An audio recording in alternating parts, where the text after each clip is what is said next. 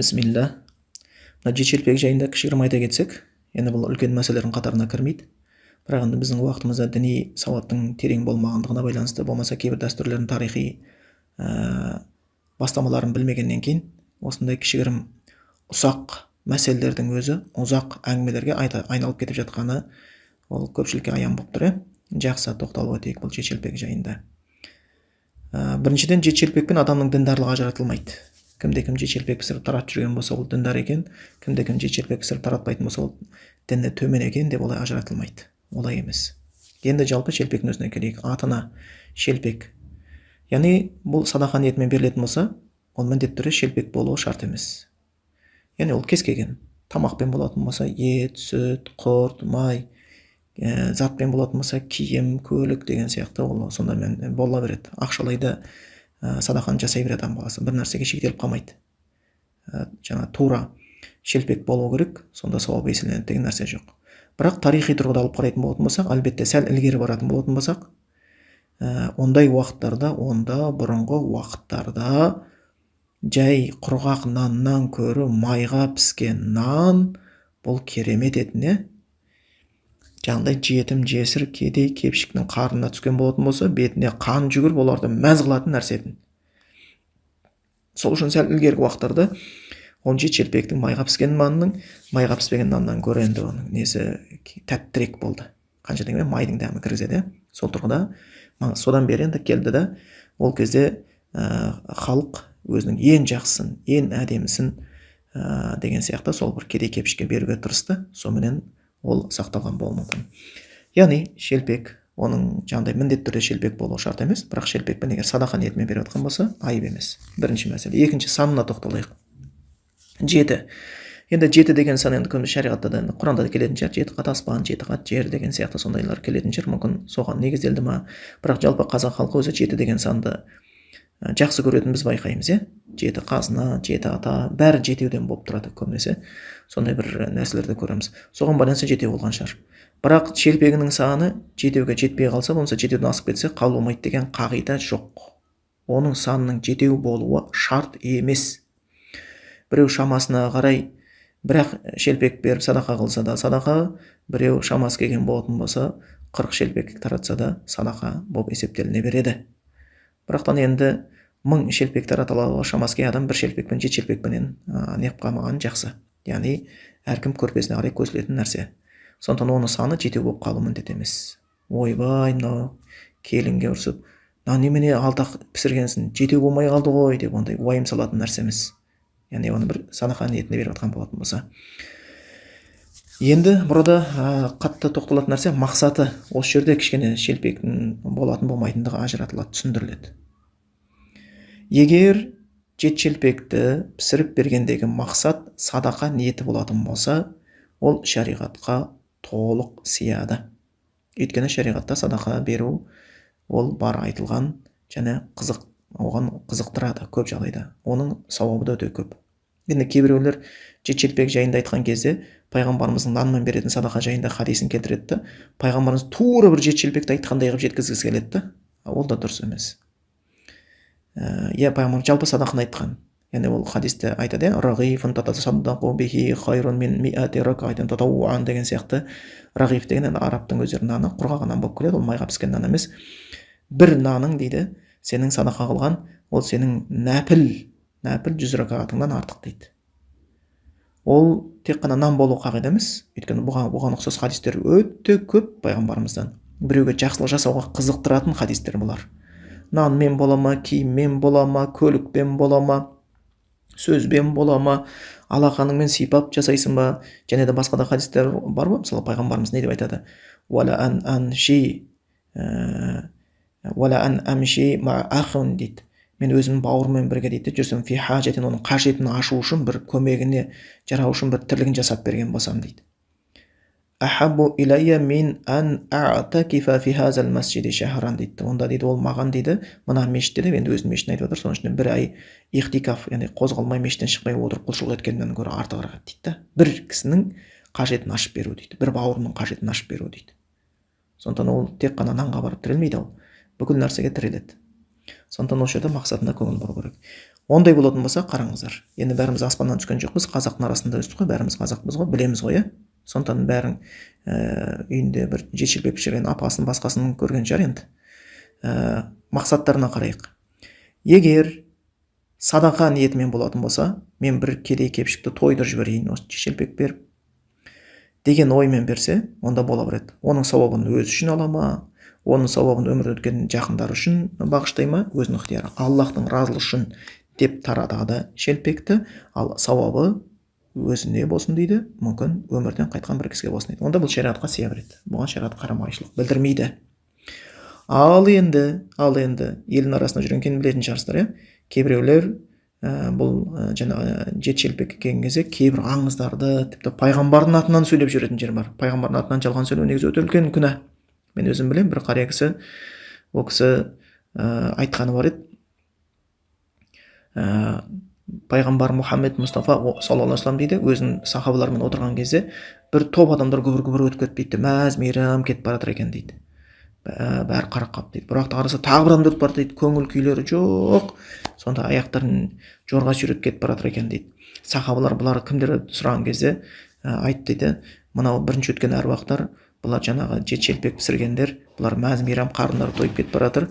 Мына екінші өткен әруақтар, олар туған туысқандар жеті шелпек пісірмегендер, олардың көңіл күйі жоқ болып кетіп бара жатыр дейді. Бұл жалған, ондай хабар жоқ. Бұны ондай өтірік айтудың қажеттілігі жоқ. Бірінші мәселе, егер ол шелпекті пісіргендегі мақсат, кейбір ағымдар ұғымда мынау өлгендердің рухтары майдың иісінен қуаттанады деген ниетпен пісірсе, бұл шариғатқа қарама-қайшы. Бұл жалған. Өмірден қайтқан кісілердің әлемі барзақ әлемі деп аталады. Олар біздің әлемімізде жоқ, олар бері келіп кетіп жүрмейді. Ондай жоқ. Олар өздерінің әлемінде, олар жасайтын жасап, асайтын асап, дәм тұзын тауысып, істеген нәрсесін үлгеріп, үлгермегені қалды, Аллахтың алдына кетті. Құран аятына келген сияқты, хатта иза жаа ахадахумул мауту қала раббиржиун, құлшылығы кем болып қалғандар, нет оларға өлім жеткеннен кейін, Құдай, дүниеге қайтаршы мені, қайтаршы мені, құлшылық істеймін деп жатыр. Келе алмайды беха. Ондай келе алатын болатын болса, онда неменеге сұрайды Құдай Тағаладан? Бұл Құранның аяты.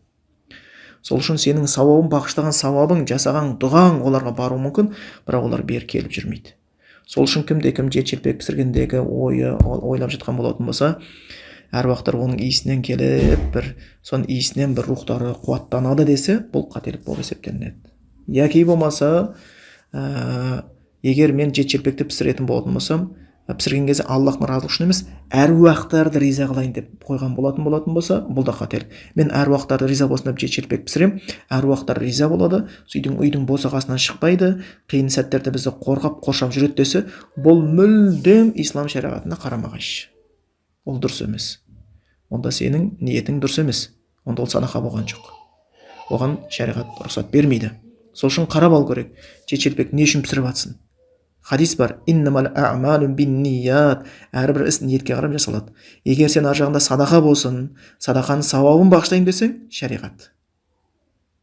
Ал егер ар жағында оны пісіремін, оның иісімен әруақтар қуаттанады, үйдің босағасына жүріп бізді қолдап қоршап жүреді, бізден риза болады десе, бұл шариғатқа қарама-қайшы. Сондықтан анықтап алу керек. Не үшін жеті шелпек пісіріп жатқанына? Құранның санымен атына негізделіп қалмау керек. Бұл бір мәселе. Енді жаңа айта кететін мәселе, біз ән жоғарайып кеттік, ілгері уақыттарда ол майға піскен нан деген ол керемет ол. Бірақ біздің кезімізде нан деген көп болу, кейбір адамдар қадірін де білмей жатыр нанның. Батқанда қарын тойған кезде қарта боқса сөйт деген сияқты, оның қадірін білмей кетті. Қазір дүкенге барған кезде 10 шақты нанның түрі тұрады. 10 шақты нанның түрін тұрады да, адам қайсын аларын білмей, сол сөренің қасында мынаны көріп едік, енді нан дәмін көрейік, мынау қандай екен деген сияқты. Сонымен былай айтқан кезде қайсын аларын білмей андырап тұрып қалатын, бір 5 минутын өткізіп алу мүмкін нанның сөресінде. Сол үшін жаңағы бұл жерде айтатынымыз, біздің кезімізде қайсысы маңыздырақ болуы мүмкін? Жалпы садақа, жеті шелпек садақа қылып тұратын болса, онда біреудің қажетін ашу, оның шариғатта бар екені, бірақ садақаны тек қана шелпекпен жасау керек деп алданып қалуға болмайды.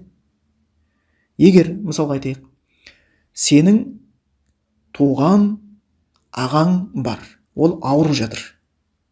Оған дәрі керек болып жатыр. Дәріге баруға шамасы жоқ.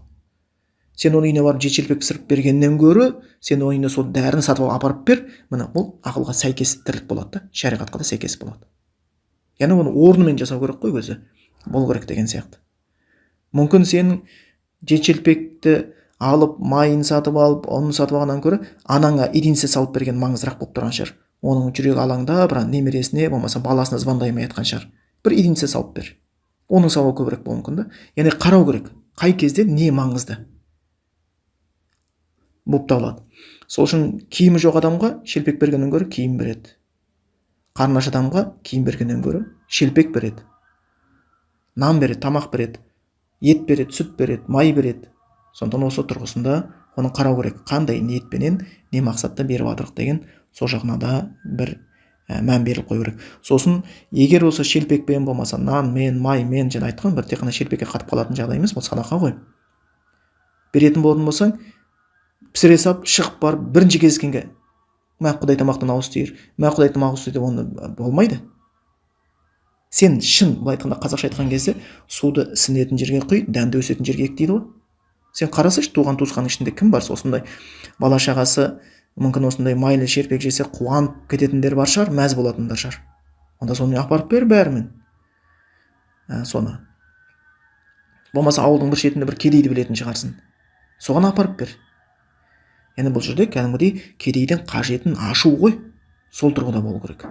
Сонда осы мақсатын жоғалта алмау керек.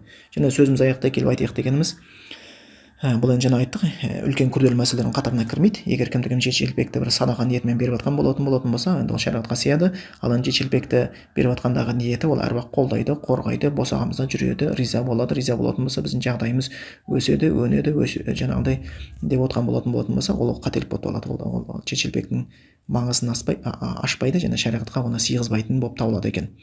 Және де айтып кететін мәселе ол мына нәрсені қатты біз айттық, бұл бірінші орында тұратын мәселе емес.